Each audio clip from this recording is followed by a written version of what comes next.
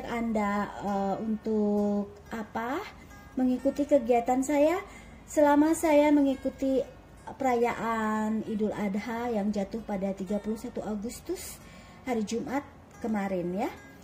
Apa makna Idul Adha sendiri bagi umat muslim? Oh, itu memperingati ketika Nabi Ibrahim harus menyerahkan satu-satunya yang paling berharga dalam hidupnya, yaitu Nabi Ismail, untuk dipersembahkan semata-mata kepada Allah Subhanahu wa Ta'ala dengan lillahi ta'ala atau keikhlasan yang dalam.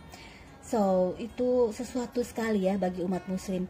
Jadi, subuh itu saya berangkat dari Bintaro, tempat saya tinggal di Tangerang Selatan, menuju ke Rawamangun, tempat saya menghabiskan masa kecil saya dulu. Perjalanan yang memakan waktu 40 menit. Saya suka suasana berkendara ketika subuh hari ya. Bagus ya. Dimana suasananya tuh belum macet dan pemandangannya saya suka.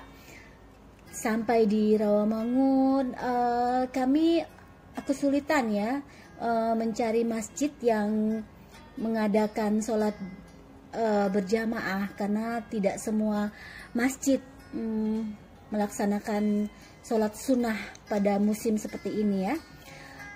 Akhirnya diputuskan kami sholat di Hajiten Raya di pinggir jalan. Itu suasana yang buat saya baru pertama kali loh, tapi ya sudahlah.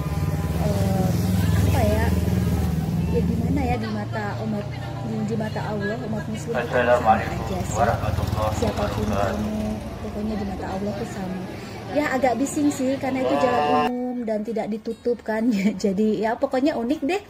Lalu tapi protokol kesehatan di sana lumayan baik, karena setiap yang datang itu pakai hand sanitizer. Kami diwajibkan memakai masker dan membawa perlengkapan sholat sendiri ya, terutama sajadah.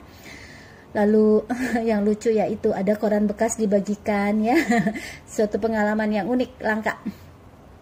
Dan ketika kami sedang sholat itu terjadi penjambretan juga, oh my god. Dan ketika selesai sholat bubar, kami sempat bertanya apa yang tadi terjadi. Ternyata seorang ibu dijambret tasnya. Aduh, ada-ada aja. Sepulang dari sholat berjamaah itu, saya dengan adik kandung kami langsung menuju ke pasar tradisional ya. Itu pasar masa kecil saya dulu. Saya kenal hampir sebagian pedagang di sana. Sayangnya waktu itu masih banyak yang tutup ya, karena semua orang banyak yang mudik, apalagi bagian ikan. Bagian ikan itu hampir 90% tutup.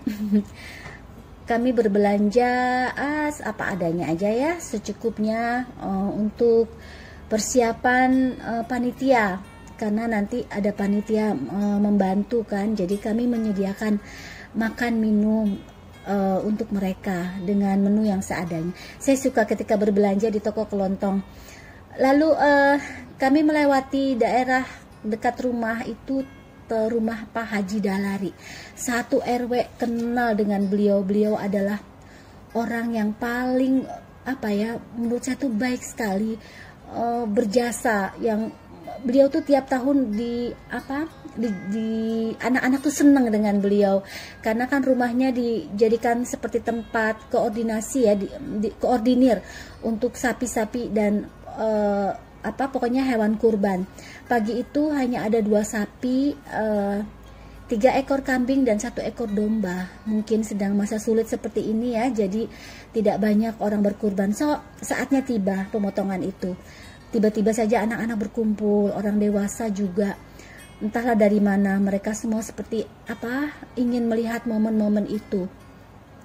Jadi semua orang terlibat, semua orang bersukacita, semua orang mengucapkan takbir. Lalu saya dengan Bi Isah, ibu asuh saya tuh siap-siap di dapur. Kami menyediakan masakannya tuh udah mulai dimasak ya.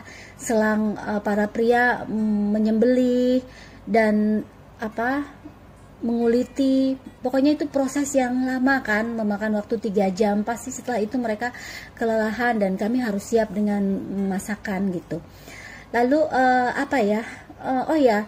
itu tuh saya tuh paling seneng deh kalau berhari raya Idul Adha di tempat saya, masa kecil saya dulu, karena semua orang tuh seperti mendapat bagian. Setiap kepala keluarga tuh dapat, tidak peduli agama kamu apa, tidak peduli kamu penduduk asli atau hanya mengontrak atau kos, pokoknya asal nama kamu tercantum ada di data RT RW dan kamu akan kebagian, meskipun itu hanya seorang sedikit, 1 kilo lah atau setengah kilo, pokoknya semua orang dibagi.